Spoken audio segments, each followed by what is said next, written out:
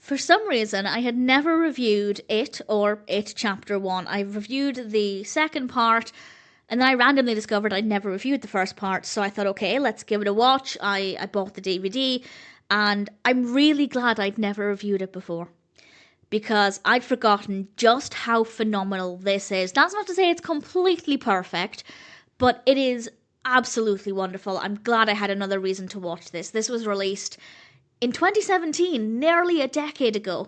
It's directed by Andy Muschietti. It's written by Chase Palmer, Kari Fukunaga, and Gary Doberman. I apologise if I've mispronounced any of those names.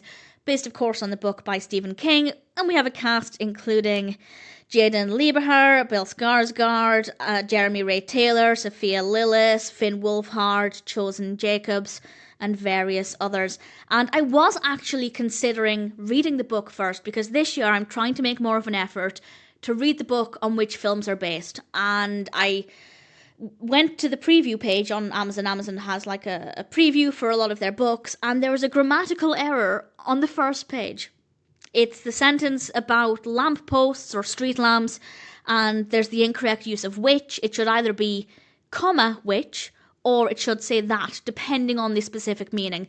So I thought, okay, there's a grammatical error in the second paragraph.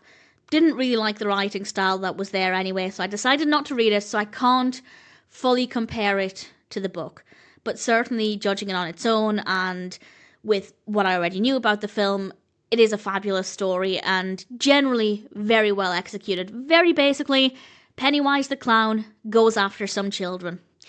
And the opening scene is probably one of my favourite openings to any film ever. Young Georgie is playing in the rain in his bright yellow coat with his little sailboat, and he meets Pennywise in the storm drain.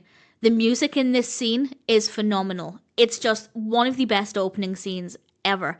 And then we meet the other kids, and it initially feels like a really fun film focusing on a group of friends in the 80s. It has that specific feel to it, and then things do get dark pretty quickly.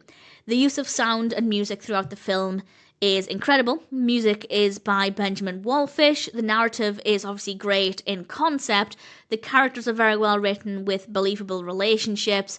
Visually, it's very impressive, and Pennywise looks fantastic. I love the design of the character. I think they did such a good job, and obviously the performance there is brilliant. We also have a lot of really strong, believable emotions in the film. We have great camera work and editing, a really good use of light. It is such a solid film, but the pacing isn't great.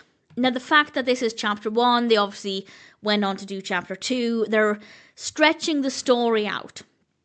But I'll be honest, while I do think splitting it in 2 parts works, it's not that I think it should have been condensed into one. I do think this could have been half an hour shorter, and it would have been a much tighter narrative, because we have this really solid dark start, and then it lightens a bit as we get to know the characters.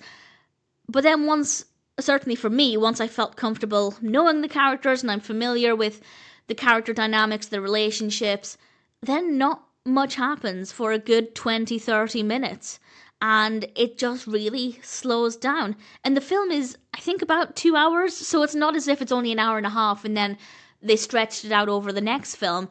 There is so much in this that doesn't need to be there, that in my opinion at least doesn't add very much to the story. So the pacing isn't great, but it's not the case that I think they should have just made it a one part. They definitely could have told the story in one film if they wanted to, but I'm not against the concept of having the 2 parts there, but the pacing here still needed some work. With regards to the horror aspect, the beginning is very strong. It's less scary and more eerie, unless you're very scared of clowns. I am very scared of clowns, but I wouldn't say I'm phobic. I don't like them, but I can watch films about clowns. But if you are phobic, yeah, this is probably not one to go with. But after that, it takes a long time for anything scary to happen. I'd say for a good hour. And yes, some of that time is getting to know the characters. But after we kind of get to know the characters, as I said, not much happens for a long period of time. So the pacing is a big issue. But there is often a very eerie atmosphere, as if something's about to happen. And sometimes something does happen. Quite often, it takes a little bit of time. So it's not the strongest in terms of a horror film, but the horror aspects are very, very well done. And it always has an uneasy atmosphere anyway.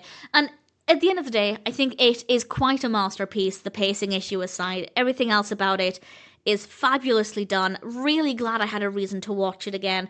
And if you haven't seen it, as long as you're not phobic of clowns, I'd say it's one that's worth checking out.